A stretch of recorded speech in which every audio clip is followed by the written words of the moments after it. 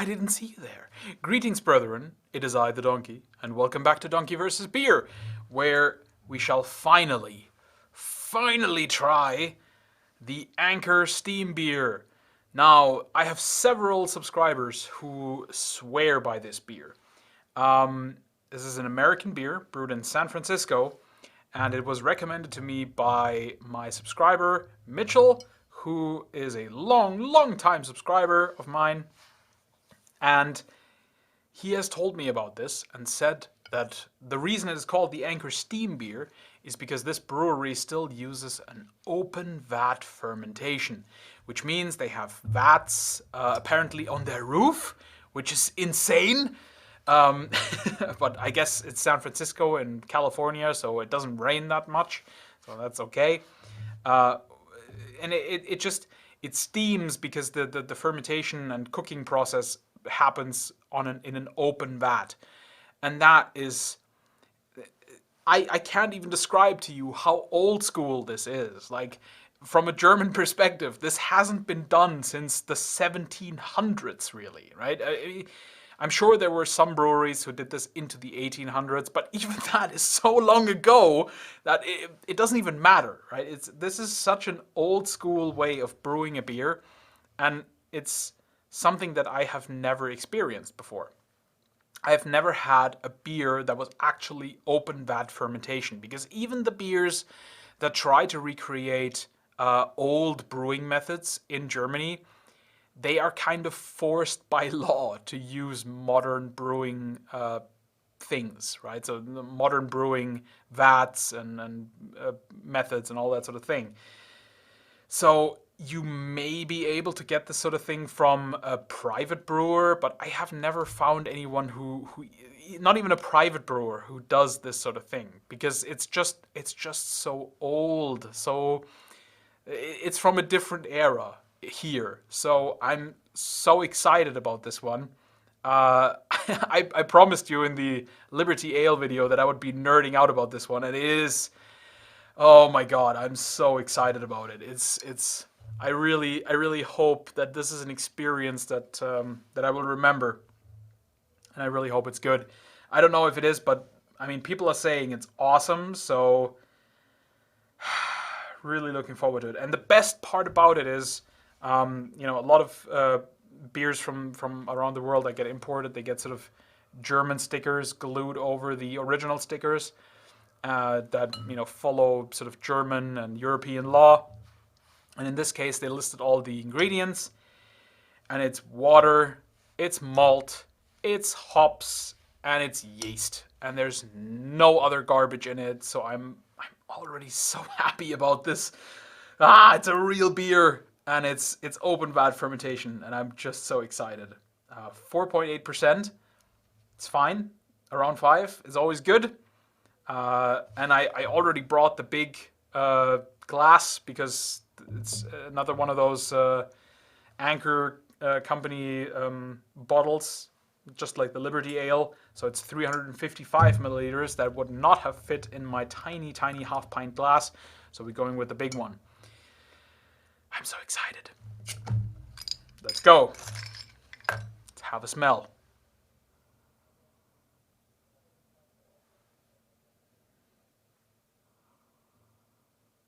That is such an interesting smell. I don't think I've ever had a beer that smelled quite like this.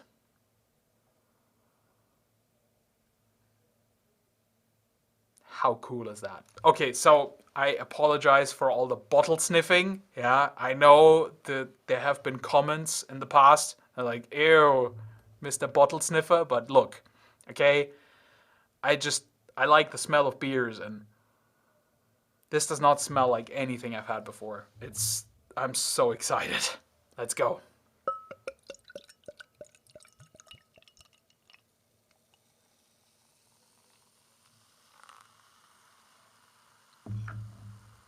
Didn't go for a particularly amazing crown on this one. Color-wise, again, still no backlight. I'm so sorry. The China is useless. It's kind of a dark amber color again, sort of a red honey color. Looks really interesting. Okay, I'm just gonna dive right in because I'm just so excited about this one.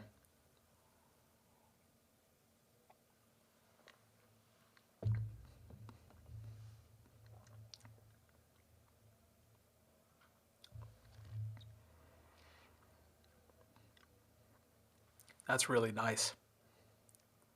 Oh, I'm so happy. This is really nice.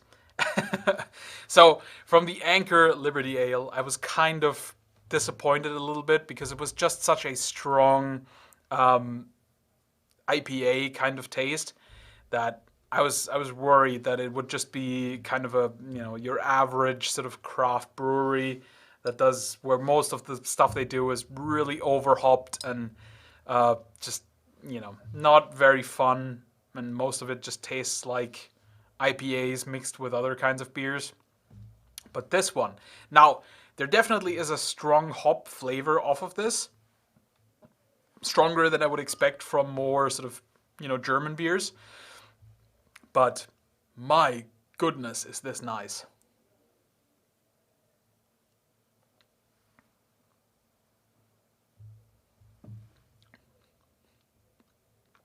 Man, that's really good. And it's so different. Honestly, I didn't expect this to be quite as different as it is. But I mean, I can't say, oh, I can taste the open vat fermentation because I have no idea what that really does to a beer because I've never had it before, but it is something that's really unique. I don't think I've had anything quite like this before. So exciting, and it's good, man. I wish I was able to get this because this is a beer I would get again. Holy crap! If you are an American, why are you not buying this beer? This is so good.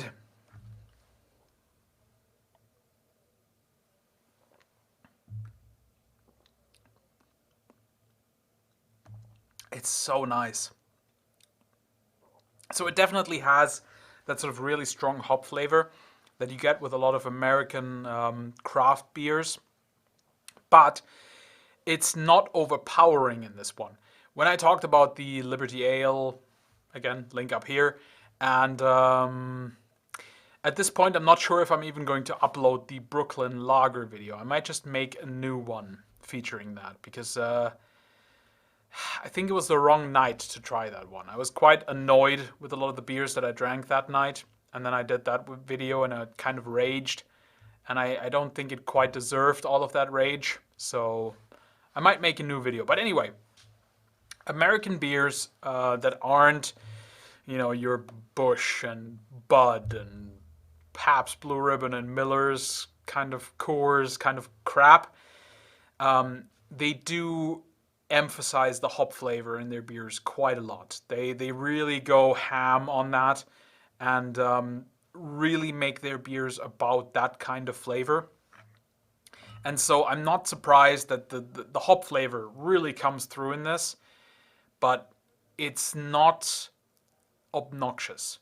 Where some of the other sort of lagers that I've tried from America, the sort of more crafty lagers, they go really, really ham-fisted on the hop flavor, and it just kind of ruins the experience. It doesn't really make it a lager anymore.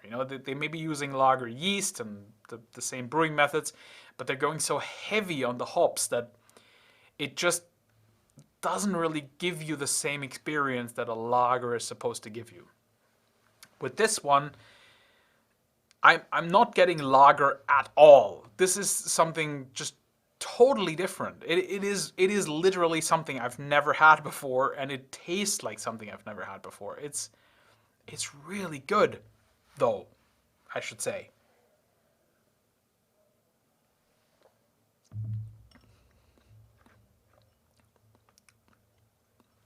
So it is quite bitter.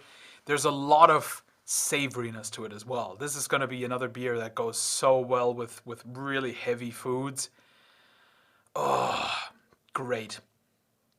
And because I love heavy foods. I love stews and big meaty dishes, so this is going to go great with that. But there's also a really sort of interesting, I talked about it before with the top fermentation yeast. It usually kind of adds an almost mushroomy or cheesy kind of flavor to the beer. And that I certainly get that from this. So I'm just assuming that this is a top fermentation beer. I don't know because they glued a German sticker over the actual sticker. But there is that sort of hint of that kind of flavor, but it is so far beneath the surface that it really doesn't annoy me. Sometimes with those sort of top fermentation beers, that kind of flavor can overpower it. I've had a few where I was like, it's a bit too much. But with this one, the bitterness and the savoriness of it, it really just balances it out beautifully. And I'm so glad they didn't mix any garbage into this. There's no sugar, there's no overbearing sweetness or, corn flavor or anything like that. It's just, it's a beer for sure. It has all the hallmarks that I would expect. And it's so different despite those things. It beggars belief. It's really great. I'm really excited by this beer. So thank you very much for talking about this in comments, because you were right. This is something to try. This is awesome. I am really happy about this beer. And despite the fact that I paid €3.50 for this bottle, holy crap, it's probably the most expensive beer I've bought in a while. It's so worth it. I think I might actually get just a bunch of them because, man, is that good. And just to go on a tiny little tangent, despite this video already being 12 minutes long, as you know, I'm not the biggest fan of craft beers that go too far. So I don't like your raspberry milkshake IPAs and your chocolate porters. I think that's absolutely stupid. I don't think it's necessary. I think it's just hipster nonsense. You're just trying to be something that you don't have to be. This is the kind of thing that I want from a craft beer. Just something completely different and out of the blue. Something that I've never had before. Something that's been dead for hundreds of years because, I guess better ways have been found. There are closed vats and they are readily available to brewers, and all sorts of brewing methods have been discovered. You don't need to brew with an open vat. It's just not necessary. But it actually does something that is exciting and interesting and really makes for a beer that it's so hard to describe how this is because I've never had anything like this. I'm really, really excited about this.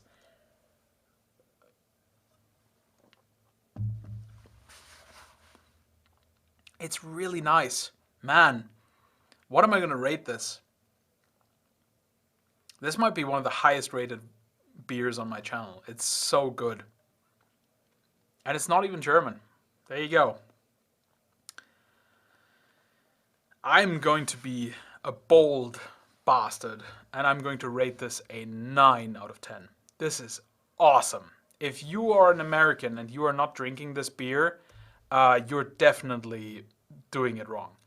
I know it comes from San Francisco, and you might have disparaging opinions on California, and that might be fair enough. But man, is this beer good. It's so, so nice. It's this is one of those beers. If you've seen the episode where I talked about the Duckstein Red Blonde or Strawberry Blonde original, I guess I'll if I can remember it, I'll put it up here as well. That beer was so specific in what it does that in certain situations I would consider it a 10 out of 10. But in other situations I wouldn't. so I only gave it an 8 out of 10. But this beer, I think this would go really well with specific foods. It would go really well with as a cooking beer even. I could totally imagine this as a cooking beer. I think this would go really, really well with seafood, actually. And I'm definitely going to try that. Ooh, man, I'm going to make some delicious kind of jambalaya-esque stew with this, with just seafood dumped into it, because I think it would really go well. But this is also a great beer to just have as a beer.